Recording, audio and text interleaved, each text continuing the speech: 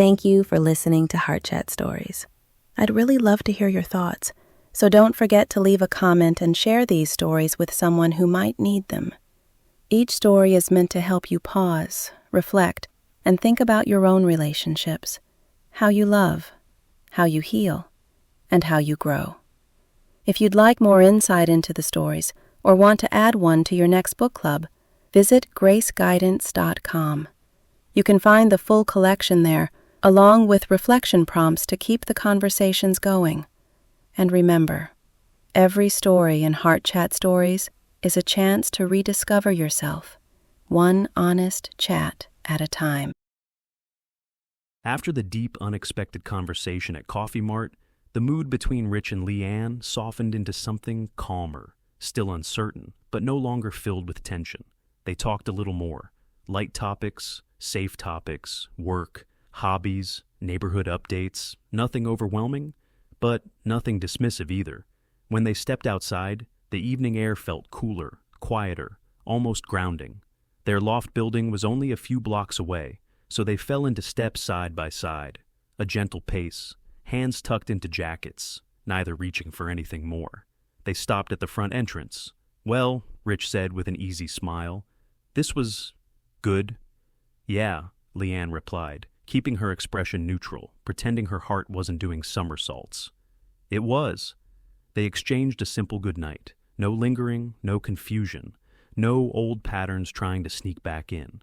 Leann went upstairs determined to pretend nothing was happening. She wasn't ready for a second heartbreak, wasn't ready to rewrite history, wasn't ready to make meaning out of a reunion that might be nothing more than coincidence. But apparently, the universe thought otherwise, because everywhere she turned, Rich was there. At the community board meeting, at the package lockers, at the courtyard morning stretch group she joined on a whim, at the same grocery aisle reaching for the same brand of tea. Small coincidences, subtle moments, brief conversations that left echoes long after they walked away. And then he started checking in. Not every day, not aggressively, not with any romantic intention, just small messages. "Did you make it home okay? How did your meeting go? You were quiet today. You all right? Don't forget to rest tonight." He wasn't pursuing her. He wasn't trying to take up space in her life. He was simply present, consistent, supportive without being intrusive. And slowly, quietly, intentionally, it started to feel safe. She realized something she didn't want to admit. He wasn't the man who left her years ago. He was gentler, more grounded, more self-aware, more intentional with his words and his energy. Healing had changed him, and her heart recognized the difference immediately. One evening, after a long, draining day, a day full of meetings, mishaps, and emotions she didn't have room for, Leann found herself scrolling through her contacts. Her thumb hovered over his name. She didn't think, didn't overanalyze, didn't talk herself out of it. She just called, and Rich answered on the first ring. "Leann," he said gently, "everything okay?" But she didn't waste any time. "No," she breathed out. Yes. I don't even know why I'm calling you." Her voice cracked in that familiar way a voice does when the truth is pushing its way out. "I had a tough day," she continued, pacing the length of her living room. "And when I've had tough days in the past, you weren't there, you weren't available. And now you're here, suddenly, and it's..." She pressed a hand to her forehead. "It's strange, Rich, really strange, because my feelings are all over the place." There was silence on the other end, not the cold kind, but the listening kind. She kept going, because once the door opened, everything she'd held in had room to breathe. What I missed most wasn't the romance. It wasn't the title. She swallowed hard. It was my friend. Rich inhaled slowly, quietly. "Yes, we were lovers," she continued, her voice gaining clarity. "But before anything else, you were the one person I could share anything with and feel safe. I didn't have to pretend. I didn't have to minimize myself. I didn't have to hold my breath inside my own life." Her throat tightened. "I've had to rebuild all of that safety from scratch after you left, piece by piece. And now you're here again. And you've exposed something I didn't want to see." "What's that?" he asked softly. "That I still longed for the safety of your friendship," she whispered.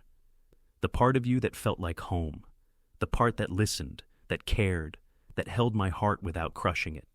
Tears pricked the corners of her eyes, unexpected, unwelcome, but real. And I don't know what to do with that, she admitted, because healing shouldn't make me feel confused. But right now, I'm confused, Rich. She stopped pacing. I'm confused because I don't trust that this version of you is real, and I don't trust myself around you yet either. There was a long silence, not heavy, not hostile, just full. Rich's voice came through low and steady. Leann, you don't have to trust anything right now, he said. Just breathe. She closed her eyes. And I'm not asking to be your home again, he added. I'm not even asking to be your friend yet. I just want you to know I'm here, and I'm not going anywhere this time. Her breath caught. And if showing up now brings up old wounds, he continued, I can handle that conversation. I'm not running from it, or from you. Leann stood frozen in place, heart soft, walls trembling but not falling. Rich, she whispered, I don't want to need you again. His reply was gentle, but held unshakable truth. You don't have to need me, he said. But if you want someone in your corner, I'm here.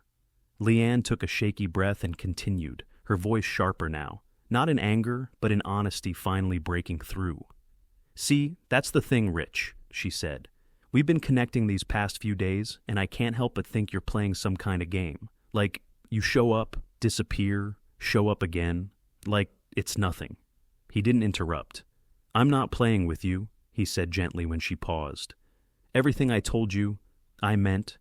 I left because I felt inadequate, not because of anything you did, not because I didn't care, but because I didn't know how to stay and grow at the same time.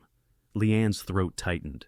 You should have spoken to me about it, she said, her voice thickening. You should have told me what you were struggling with, instead of leaving me to fill in the blanks. Rich exhaled, guilt evident in the sound. You're right, he admitted softly. I should have. And I'm sorry, Lee. I'm sorry for disappearing. I'm sorry for not trusting you with the truth. I'm sorry for leaving you to carry the weight alone. Leann closed her eyes, tears slipping free before she could stop them. After the call ended and the silence settled, she sat on the edge of her bed, hands clasped, breathing slow, letting the emotions rise and sort themselves out. What she felt wasn't just about Rich. It was deeper, older, a wound she carried long before he ever walked into her life. She knew exactly where it came from, her father, the man who would disappear for months, sometimes years, then show up smiling, selling dreams of togetherness. Her mother would believe him. They all would. He'd stay for a while, play the role, pretend he was rebuilding the family. And then one afternoon, on a day he was supposed to pick Leann and her siblings up from school, he simply didn't show. No call, no explanation, no sign. Her mother was nearly arrested for child abandonment that day, held at the station until they pieced together what happened. The next time he reappeared with another round of promises, her mother didn't open the door. She'd had enough. Years later, they found out why. He had another family, one state over, living the life he had promised them. That wound never fully closed. And when Leann shared that story with Rich back then, trusting him with a part of her soul, he'd walked away in a way that echoed her father's pattern too closely. Now she understood why her feelings around him were so tangled. He hadn't just hurt her heart. He had pressed on her oldest scar. But something else dawned on her too. Now that she could identify the trigger, now that she could see the origin clearly, she couldn't place it all on Rich. She needed to deal with it, to take accountability for her healing, to separate who he was back then from who he seemed to be now. She wiped her tears, exhaled slowly, and whispered to herself, "This time, I won't abandon me." Thank you for listening to Heart Chat Stories. Every story is written with love, to heal, to inspire, and to remind you that new beginnings are always possible. If this touched your heart, don't forget to like, subscribe, and share so others can find healing through story. Until next time, keep your heart open and your spirit lifted.